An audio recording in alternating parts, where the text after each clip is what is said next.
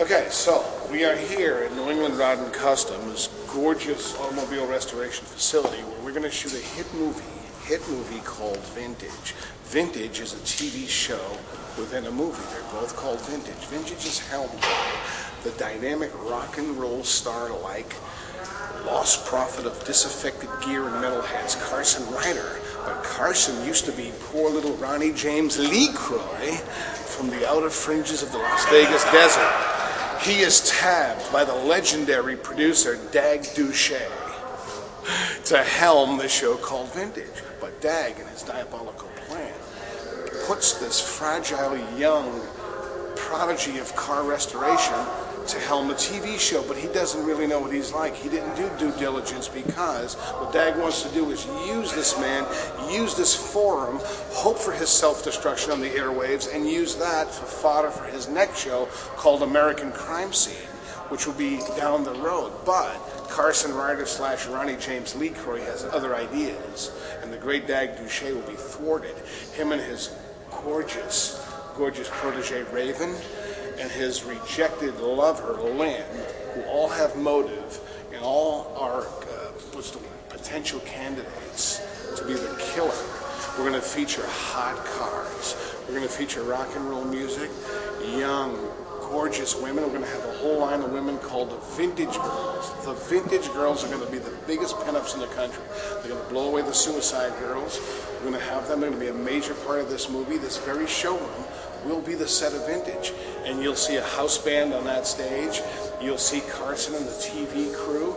We'll show cars. We'll have rock and roll stars come in and talk about how they hooked up with Carson Ryder, and he's doing a gig for them, and it's going to be awesome, man.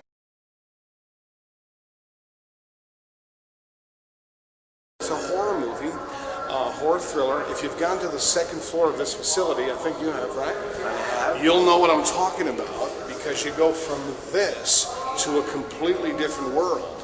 That floor is off limits to everybody connected with the show. That's basically Carson Ryder's loft, where he does his private work, private collections, his pinup work. His pinup calendars, let's put it this way, are unlike any you'll ever see, ever. So at the end of it all, when Vintage implodes, basically, on TV, and the great legendary producer Dag Duché disappears, American Crime Scene will be born. Was it urban myth? Was it real? You decide. It's all about the insatiable appetite for TV and programming, and once you're in it, it eats its own. They're cannibals. Cannibals, I tell you.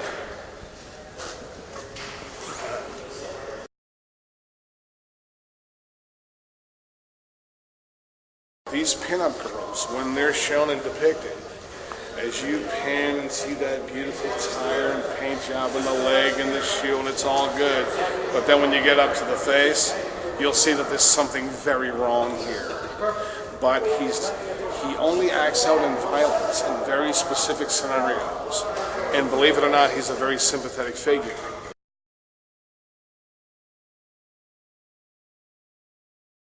It's a horror movie with a theme of TV machinations and backstabbing within it. But it appeals to the 18 to 25-year-olds, hopefully beyond that. It's going to be a very, very visceral experience. It's rock and roll, it's leather, and it's young, hot chicks and guys. And if you don't like that, then you got a problem. There's something wrong with you. What can I tell